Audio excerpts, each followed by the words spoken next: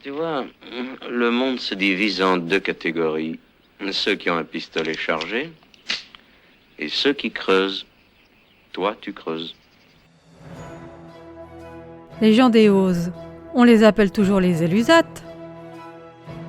Les Romains! Toi, tu creuses.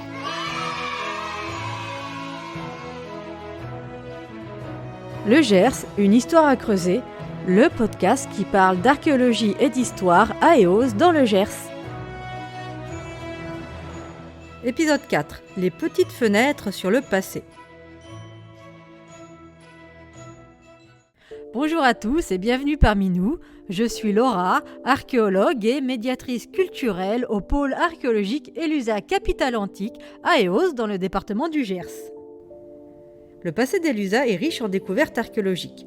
Si les chantiers les plus anciens sont moins bien connus, la création de lois sur l'archéologie a permis par la suite de mieux documenter les fouilles. Et celles-ci ont été fort nombreuses à Eauze.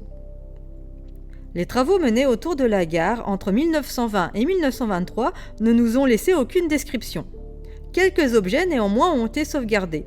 Outre de nombreux éléments en pierre, une inscription, un anneau émaillé en bronze et une hache bipède ont été trouvés.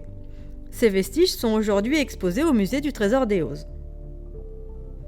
En 1965, des sondages sont réalisés avant la construction d'une cité HLM nommée Cité Élusa.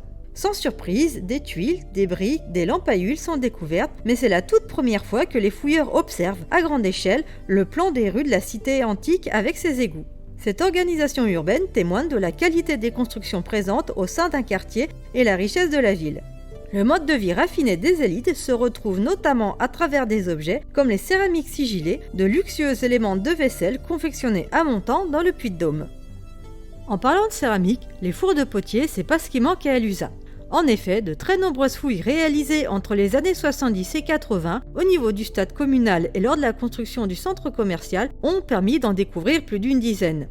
Leur localisation n'est pas un hasard. En effet, il est courant que les ateliers d'artisans soient situés aux abords des villes pour éviter les nuisances sonores, les pollutions et les risques d'incendie.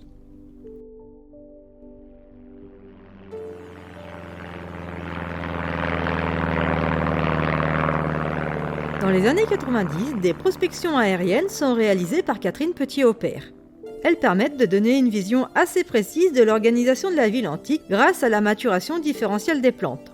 On vient photographier des champs en période de chaleur ou de sécheresse et on va constater que certaines jaunissent plus vite que d'autres. Cela trahit la présence de structures dans le sous-sol qui empêchent les plantes d'accéder à l'humidité et aux nutriments en profondeur.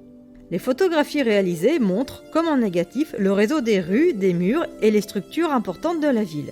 Hélas, cette technique, réalisée par drone aujourd'hui, possède ses limites. Elle ne fonctionne pas avec toutes les plantes, le maïs on oublie, et ne passe pas à travers le couvert forestier. D'autres types de prospection ont donc été développés grâce aux nouvelles technologies ces dernières années, permettant des relevés plus précis. Alors la ville antique c'est très intéressant, on est bien content d'en avoir gardé de beaux vestiges. Mais le territoire des Élusates était déjà habité avant les Romains et la conquête des Gaules. Mais où vivaient-ils durant la proto-histoire ? Ils occupaient les plateaux d'Hesbérous et Ygate et vivaient dans un oppidum, une ville fortifiée. Avec environ 40 hectares de superficie, c'est sans doute le plus grand site de ce type retrouvé entre la Garonne et les Pyrénées. L'urbanisation n'est pas née avec Rome sur le territoire des Gaules. Si le lieu d'implantation de l'oppidum a longtemps été débattu, les fouilles archéologiques ont permis de trancher la question. Avec la présence d'un rempart, d'une organisation bien établie et du mobilier en abondance, il est désormais certain que c'est bien là qu'habitaient les Élusates.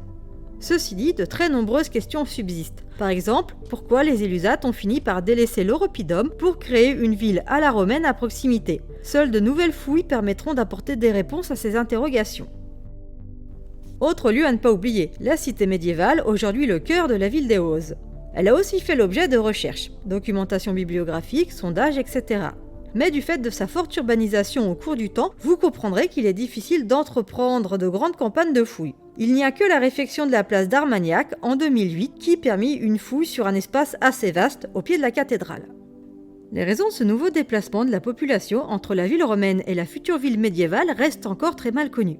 S'il est certain qu'un monastère est présent dès le Xe siècle, il n'est pas exclu que cet espace ait été occupé à une période plus ancienne.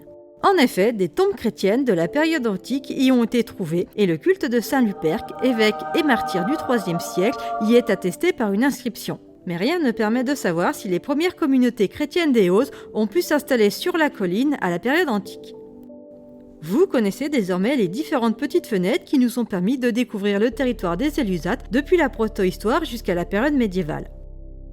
Sur le site elusa.fr, vous pourrez retrouver un article beaucoup plus complet sur l'histoire du peuple des Élusates et de leur cité. Dans le prochain épisode, nous parlerons du PCR qui est en cours à Élusa. Je vous remercie de votre écoute et j'espère que cet épisode vous a plu. Si c'est le cas, n'hésitez pas à le partager autour de vous ou sur vos réseaux sociaux. Et moi, je vous dis à bientôt pour de nouvelles aventures.